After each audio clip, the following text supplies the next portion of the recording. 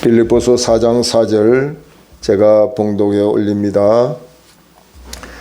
주 안에서 항상 기뻐하라. 내가 다시 말하노니 기뻐하라.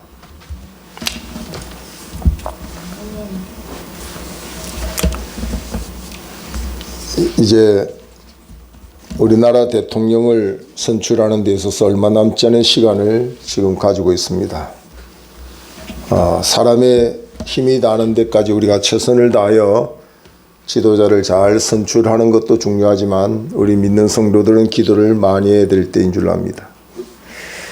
과거에 우리나라의 그 정치 권력자들이 잘못된 정치를 행하는 사람들의 일부들 중에 보면 정말 나라와 민족을 위하여 그들이 세우신 거룩한 뜻을 따라서 참으로 정직하게 정치를 하는 이들도 있지만은 정말 어느 술집에서 어느 찻집에서 서로 아무 생각 없이 이야기하다가 그렇게 하지 뭐 그렇게 하자고 이렇게 해서 정책과 그런 어떤 중요한 부분들이 적극적으로 그렇게 행해지는 일들이 상당히 많았고 그 후유증은 국민들에게 어려움을 주는 그런 경우들이 많이 있었다고 그럽니다. 위기는 바른 철학이 없는 곳에 위기가 옵니다. 정치인들이 바른 정치의 철학이 없는 사람들이 정치를 할 때 그 정치는 위기를 도래할 수밖에 없고 경제도 마찬가지입니다. 종교인들도 마찬가지입니다. 가정의 가장도 마찬가지입니다. 가장으로서의 이 가정을 책임지고 어떤 방향으로 이끌어야 되는지 자기 나름대로의 가장으로서의 철학이 분명해야 돼요. 부모로서 철학이 분명하고 교사로서의 철학이 분명해야 됩니다. 오늘 제가 그 설교 본문을 잡는데 철학이라고 하는 단어를 사용하는 데 있어서 혹시나 오해할까 봐 많이 생각을 해보고 어떻게 이 철학이라는 말을 하면 혹시나 철학관을 연상하고 또 사주팔자 관성을 우리나라 사람들은 생각을 하여서 아주 철학을 하대하는 그런 경향이 있는데 이 철학은 인간이 터득하고 배우고 연구할 수 있는 가장 기본이고 가장 최고의 학문이 철학입니다. 철학이 없이는 인간의 존재의 의미가 없는 거예요. 철학은 우리가 생각하듯이 그렇게 변질되어 상업화되고 미신적인 그런 철학이 아니라는 이야기입니다. 그러니까 삶의 본질, 근본 원리가 무엇인지를 가르쳐주는 게 철학입니다. 그래서 사실 저 사람 철학이 있는 사람이야. 그런 사람 그렇게 평가할 때는 그게 그 사람을 하대하는 평가가 아닙니다. 그 사람을 높이 평가할 때 저 사람은 철학이 있는 사람이야. 그렇게 말한다는 이야기죠. 그래서 이 철학이라고 하는 것은 사랑하는 그런 단어와 또 지혜라고 하는 단어가 합성화돼서 만들어진 것이 철학입니다. 그러니까 무엇을 사랑하느냐? 지혜를 사랑한다. 그러니까 지혜를 사랑하는 것이 바로 철학이다 이 말이죠. 성경은 지혜의 근본이 하나님이시니까 우리가 하나님을 사랑하고 성도로서의 철학은 하나님 앞에서 그분의 뜻을 따라 사는 것이 바른 신앙의 철학을 가지고 사는 것이라고 말할 수가 있다는 이야기입니다. 저는 위대한 사람들을 많이 나름대로 생각도 해보고 연구도 해보지만 여성으로서의 세계적인 위대한 사람, 여러분도 잘 아는 오프라 윈프리라고 하는 흑인, 혼혈하죠, 혼혈. 그 여성의 성장과 배경이 굉장히 참으로 어렵고 힘들게 성장했지만 그 사람을 세계적으로 영향력 있는 사람 중에 한 사람. 특히 미국 타임즈에서는 세계에서 가장 영향력 있는 여성 1위로 뽑은 적이 있습니다. 이 사람은 사생아로 태어났습니다. 계부 밑에서 가전순환과 폭행을 당하고 심지어는 성폭행을 당하면서까지 성장했습니다. 그러나 이 사람이 불행 중에 다행히 어느 한 목사님의 가정에 들어가서 그 가정의 양딸로 성장하게 됐습니다. 그러니까 어릴 때부터 그래도 양부모님의 밑에서 철저히 하나님을 배우고 신앙의 교육 속에서 성장했습니다. 그리고 그는 성장하면서 자기 나름대로의 바른 신앙의 삶의 철학을 가지고 우리에게 가르쳐주고 있습니다. 어떻게 사는 것이 하나님 앞에서 바로 사는 건가? 사람이 존재의 목적이 무엇이며 무엇을 위하여 살다가 주님께 갈 것인가? 여기에 대해서 분명한 철학을 제시하는데 그 철학의 첫 번째가 보면 남보다 많이 가지면 축복이기 전에 사명이다. 내가 남들보다도 물질을 많이 가지든 지식을 많이 가지든 권력을 많이 가지든 그것은 자랑거리가 아니라 사명으로 감당하라고 주신 것이다. 저는 목회를 하면서 이분의 이야기가 수시로 떠오릅니다. 내가 남들보다도 많이 가진 것이 혹이 있거든. 이것은 자랑하고 뽐내고 그만 뜨려고 준 게 아니라 사명 감당하라고 준 것이구나. 그건 성경의 이야기입니다. 사실은 이 사람도 성경을 통해서 자기 철학을 만드는 것이죠. 많이 받았으면 많이 베풀 수 있는 사람이 되고 섬길 수 있는 사람이 되어야 정상이다 하는 거죠. 남보다 아픔이 있는 것은 고통이 아니라 사명이다. 이 사람은 고넬라로 가난과 병고의 사람들을 많이 접할 때 거의 마음이 찢어지듯이 아프다고 그랬어요. 왜냐하면 그도 성장 과정에 그들의 아픔을 겪어봤기 때문에 얼마나 고통스러운가를 알고 있기 때문에 그래서 그들을 바라볼 때 그냥 예사 사람처럼 지나가지 못하고 마음의 아픔을 가질 때 왜 하나님은 나에게 이런 아픔을 주실까 그렇게 생각하지 아니하고 그 아픔이 곧 너의 사명이다 하는 것을 깨닫게 됐다는 거죠. 그래서 그들에게 손을 내밀고 그들을 손을 붙잡아주고 이렇게 세워주는 사명을 감당했다는 이야기입니다. 우리가 세상을 살다 보면은 어려운 사람, 가난한 사람 보면 마음에 부담이 생기잖아요. 예? 근데 어떤 사람은 사실 길거리에서 얼어 죽든지 말든지 이웃이 어떻게 되든지 아무 감각도 없는 사람이 있어요. 자기만 잘 먹고 잘 살면 되는데 어떤 사람은 그런 사람을 지나치지 못할 정도의 부담이 생기는 사람이 있어요. 그래서 그 부담이 오거든 그것은 바로 사명으로 준 것이라고 생각을 해라 하는 거죠. 거룩한 부담을 피하지 말라. 네가 선한 사마리아 사람이 되라 이 말이지. 제사장의 옷을 입고 거룩한 성지자의 옷을 입고 거룩한 체 하면서 그들을 지나쳐버리는 그런 사명 없는 사람 되지 말고 너는 하나님이 그들을 위하여 세임받는 존재로 사명자로 세웠다는 사실을 알고 하나님이 찾는 선한 사마리아 사람, 선한 이웃이 되어라. 그렇게 말씀하고 있다는 이야기죠. 예수님도 얼마나 바쁘십니까? 그분이 정말 여리고로 지나갈 때에 아무도 외면하고 아는 척도 하지 않고 무시했던 그 거지 바디메오 앞을 보지도 못하고 참으로 아무에게도 도움을 줄 수 없는 그런 존재를 향하여 예수님은 지나쳐버리지 못하고 그것에 머물러 그의 손을 들어주신 것처럼 오늘 우리의 발걸음이 어디에 머물러 있습니까? 우리의 손을 어디에 내밀고 있습니까? 오늘 오프라 윈플리의 위대한 삶은 바로 그의 삶의 신앙의 철학이 분명했다 하는 것을 말해주는 거죠. 이런 의미에서 우리 신앙인의 신앙 철학도 너무 중요하다.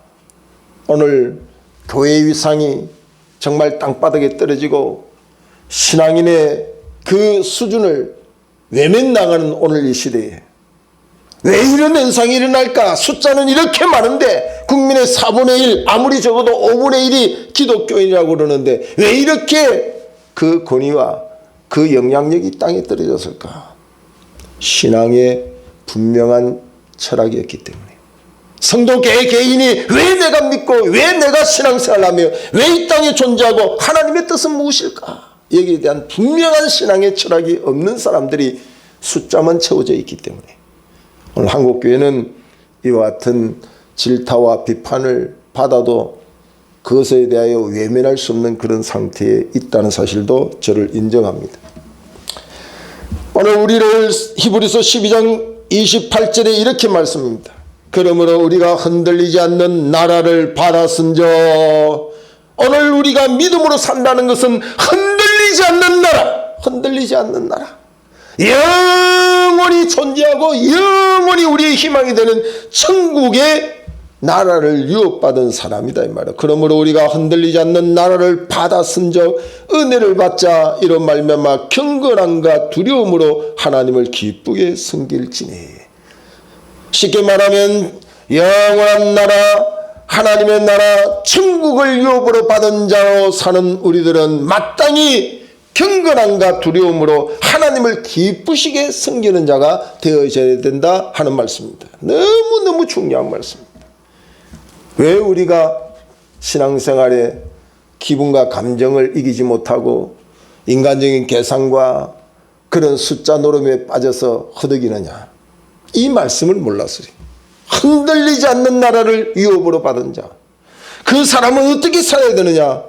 경건함과 두려움으로 하나님을 기쁘시게 하는 자, 하나님 앞에서 바로 사는 것이 너무 중요하다는 사실입니다. 히브리서 10장 22절을 보면은 참마음과 온전한 믿음으로 하나님께 나아가라. 참마음, 거짓된 마음 말고 참마음과 온전한 믿음을 가지고 하나님께 나아가라. 오늘 우리가 잘 아는 다니엘을 보면 믿음을 지키는 그 이유 하나 때문에 사자굴에 던질 판이 되고 생명의 위협을 받을 때에 있습니다. 그러나 다니엘은 어릴 때부터 하나님 앞에 산다고 하는 것, 하나님의 기쁨이 되겠다고 하는 것, 그 신앙의 철학이 분명히 있기 때문에 어떤 죽음의 그 협박 속에서도 굽히지 않았습니다. 그것이 바로 신앙생활입니다. 우리 믿음의 선진들의 신앙의 모범자들의 모습은 모두 다 이렇게 다니엘처럼 하나님 앞에서 뜻을 세우고 그 하나님의 기쁨이라는 목표를 가지고 살아가는 그들의 모든 삶은 이와 같이 살았다는 사실을 알게 되는 거죠. 여러분, 오늘 우리들이 이 어려운 코로나 시대를 통하여서 신앙인의 철학이 바로 세워져야 되는 때가 바로 지금의 때라는 사실을 부정할 수가 없습니다. 실추된 교회와 성도의 명예 회복이 하나님의 뜻이고 우리들이 살아내야 될 사명이라는 사실을 분명히 알아야 됩니다. 그러나 결코 이렇게 사는 것이 헛되지 아니하고 하나님이 인정해 주시고 영원한 상급이 있음을 기억해야 될 줄 압니다. 그래서 오늘 명절을 앞두고 우리 믿음의 사람의 세 가지 신앙의 철학에 대해서 말씀을 드리려고 합니다. 오늘 본문에 보면 4절에 첫 번째 믿음의 사람의 신앙 철학을 말하고 있습니다. 주 안에서 항상 기뻐하라. 내가 다시 말하노니 기뻐하라. 이 말은 믿음의 사람의 자기에 대한 신앙의 철학은 기쁨을 잃어버리지 말고 기쁨을 지키자. 이것이 바로 자기에 대한 신앙 철학입니다. 두 번째는 타인에 대한 신앙 철학이 믿음의 사람들에게 주어지는데 5절에 너희 관용을 모든 사람에게 알게 하라. 주께서 가까우시니라. 자기에 대해서는 기쁨을 잃지 않는 사람, 타인을 향하여는 관용적인 사람, 베풀고 수용하고 사랑하고 용서해 줄 수 있는 그런 사람이 바로 신앙인의 타인을 향한 철학이라고 볼 수 있습니다. 그럼 하나님 앞에 신앙인의 세 번째 철학은 뭘까? 그것은 6절에 있는 말씀입니다. 아무것도 염려하지 말고 다만 모든 일에 기도와 간구로 너희 구할 것을 감사함으로 하나님께 아뢰라. 하나님께 대한 세 번째 철학은 염려할 일이 많은 세상에 있지만 염려를 간구로 기도로 승화시키는 자가 되라. 하나님과의 철학, 하나님 앞에 신앙인의 철학은 염려 대신에 기도로 살아라. 그 말씀을 하고 있습니다.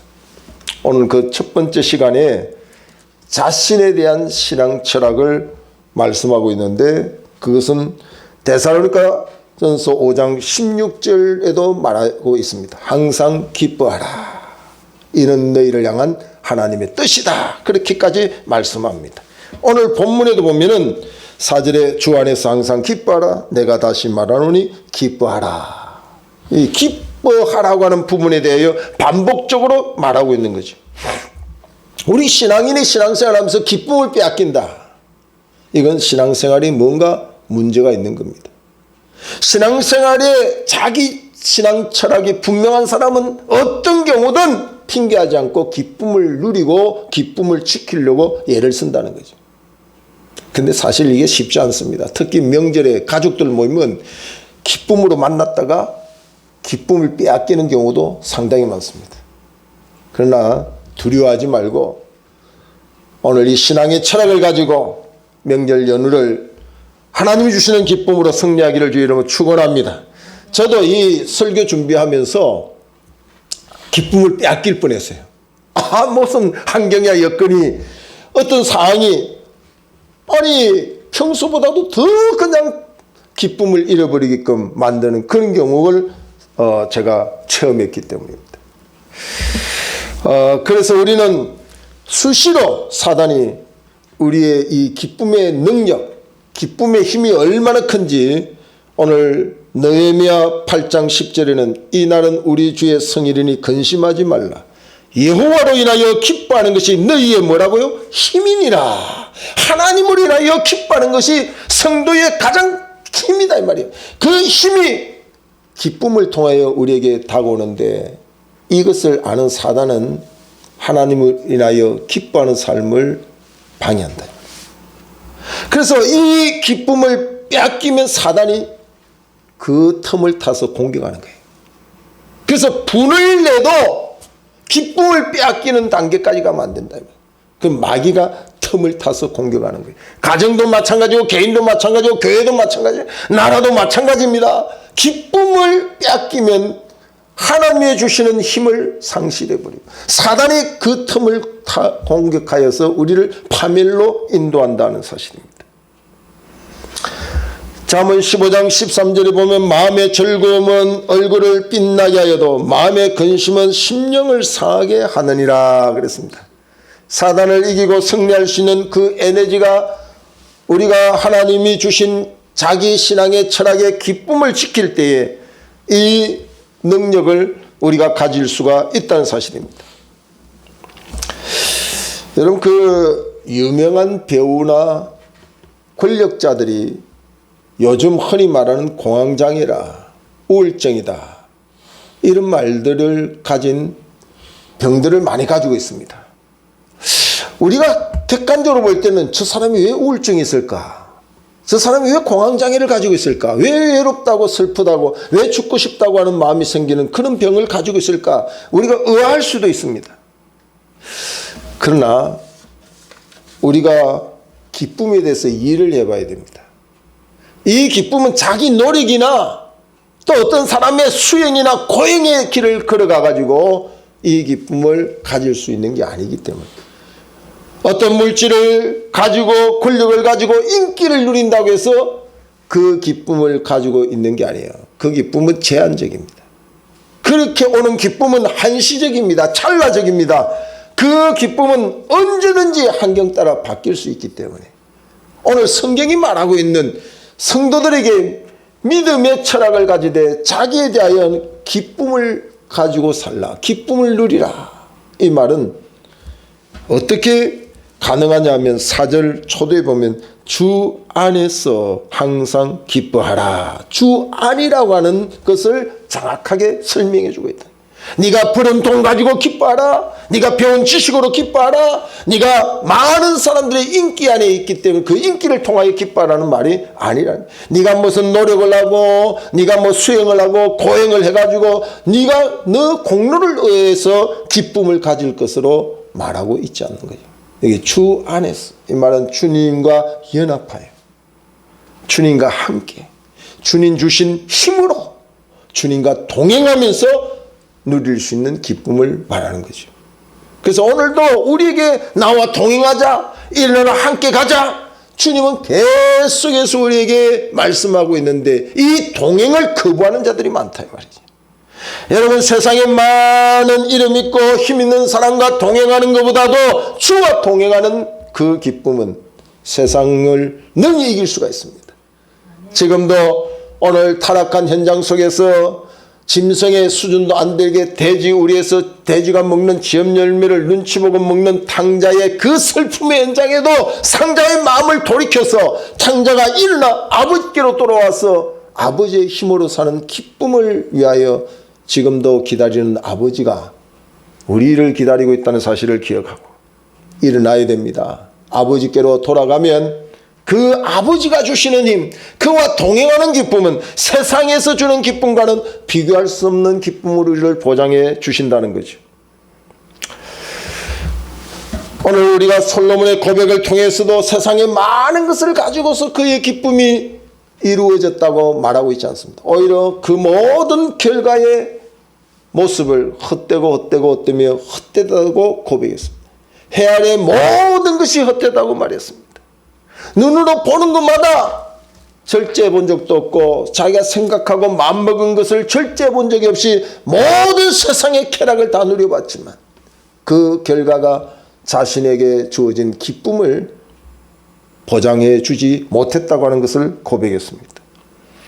그러므로 오늘 우리 개인의 신앙의 철학으로 기쁨을 유지하고 기쁨을 관리하고 기쁨으로 살아내는 이 삶은 외적인 조건이 아니라 인간의 노력이나 인간의 그 수행을 통해 주어지는 게 아니라 주 안에서 주어진다는 사실을 우리가 꼭 믿기를 주의 이름으로 축원합니다. 여러분, 우리가 그 E.T. 영화 보신 분들이 있죠. 그 E.T. 영화의 주인공 드루 베리모어라고 하는 사람이 있는데 이 사람은 이 영화 한 편으로 일학 스타가 돼서 세계적인 정말 영웅으로 많은 사람들의 인기 아래 살았습니다. 돈도 말할 수 없을 정도로 그를 향하여 이제 주어졌습니다. 그런데 그는 이 사람의 심리가 세상 것을 얻으면 야, 나 이만큼 얻었으니까 됐다 이렇게 생각하는 사람 거의 없어요. 우리가 야, 저만큼 부자면 뭐 저렇게 욕심을 낼까 이런 생각을 하지요. 부자는 더 부자 되고 싶은 게. 그게 세상적인 것은요 마치 소금물 같아요. 여러분, 목말라서 소금물 마셔봐요. 시원합니까? 다시 목말라서 마셔야 돼요. 인스턴트 식품 목마른다고 콜라 마셔보세요. 시원합니까? 일시적인 거예요. 일시적인. 또다시 마셔야 돼요.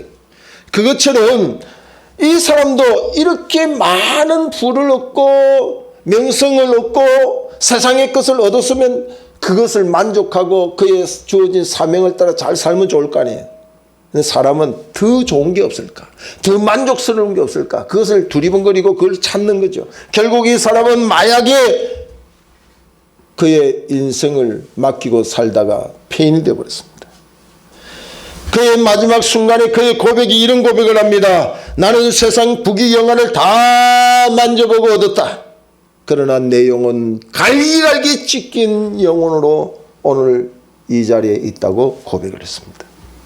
여러분, 부러워하지 마세요. 세상에 많은 물질의 소유를 가진 사람 일시적으로 부러움이 될 수 있겠죠. 오늘날 그들이 기쁨을 잃어버리고 마귀가 그 틈을 공격해서 가정을 무너뜨리고 개인을 무너뜨리고 그들이 사는 삶을 무너뜨리는 일들을 우리는 많이 보고 있습니다.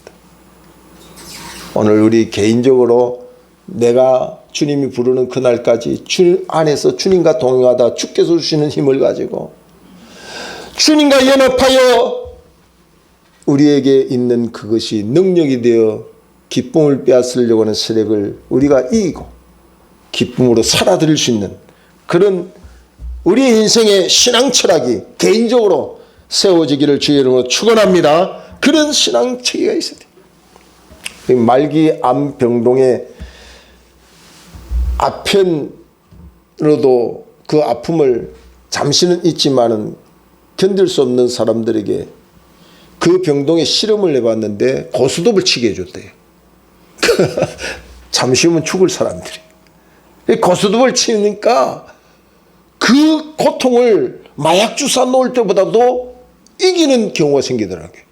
그리고 고스톱에서 막 그냥 엄청 막 자기가 막 따니까 그 기쁨이 자기의 지금 죽음의 순간을 잊어버리게 하더라는 거죠. 그런데 결국은 죽는 거죠. 이것이 바로 인간 세상에서 주 밖에서 누리고자 하는 기쁨을 말하는 거예요. 우리가 볼 때 얼마나 불쌍해요.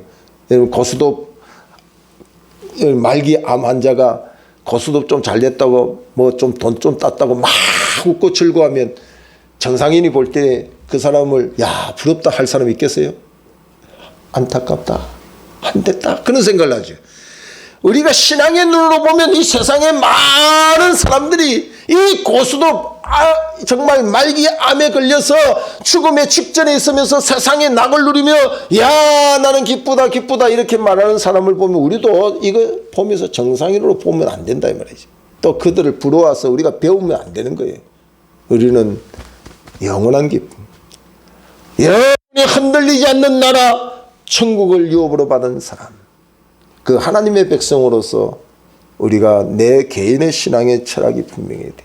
주께서 주시는 기쁨을 가지고 하박국 선지자의 고백처럼 안 되고 없고 없는 실패의 연속이랄지라도 여호와로 인하여 기뻐하는 그 신앙의 힘, 그 상상을 초월한 힘, 환경을 초월한 힘이죠.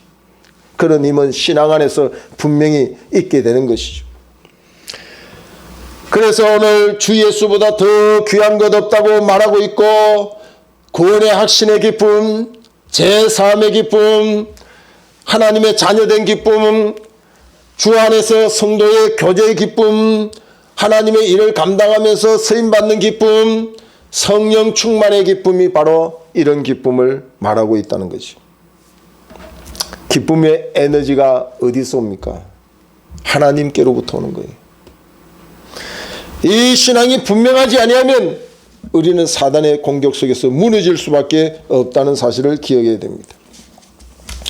빌립보서 2장 17절 18절에 보면 만일 너희 믿음의 재물과 섬김 위에 내가 나를 전제로 드릴지라도 나는 기뻐하고 너희 무리와 함께 기뻐하리니 이와 같이 너희도 기뻐하고 나와 함께 기뻐하라. 이 사명을 위하여 바울의 그 정신과 사상을 말해주고 있는 것을 우리가 보게 되는 거죠.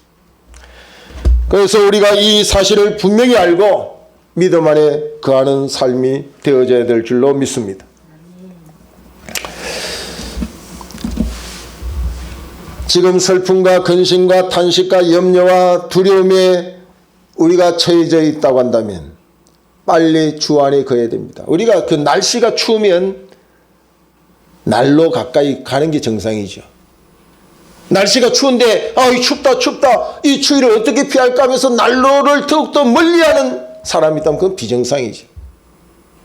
기쁨의 본체고 기쁨의 능력이 하나님이라는 사실을 안다면, 우리가 외롭고 쓸쓸하고 근심과 걱정과 염려 속에 기쁨을 빼앗긴 그 순간이 있다고 한다면 우리는 하나님을 더 가까이 하는 게 정상이죠. 그래서 시편 73편 28절에 보면은 하나님을 가까이 함이 너의 복임이라. 우리의 복이 어디서 오는가? 하나님을 가까이 하는 것이 복이라고 성경은 말씀을 하고 있다는 것이죠. 성도가 왜 쉽게 낙심하고 좌절하고 왜 넘어지고 쓰러지는가? 자기의 개인의 신앙 철학이 분명하지 못하기 때문에. 그래서 여러분이 명절에 가족들을 만나고 연휴 동안에 생활하다가 이 말씀을 꼭 기억해서 내가 신앙인으로서 믿음의 삶을 살면서 내 개인적 신앙 그 철학이 기쁨으로 살아내야지. 내 힘으로는 이 기쁨으로 살아나기가 힘들지만 주님과 연합하고 주님과 동행하면서 주님이 주시는 힘으로 기쁨을 이겨내야지. 그런 신앙의 철학을 가지면 나만 행복한 게 아니라 나와 만난 사람도 행복할 수 있습니다.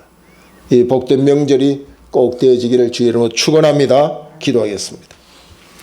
하나님 감사합니다. 오늘도 주님 안에 거하게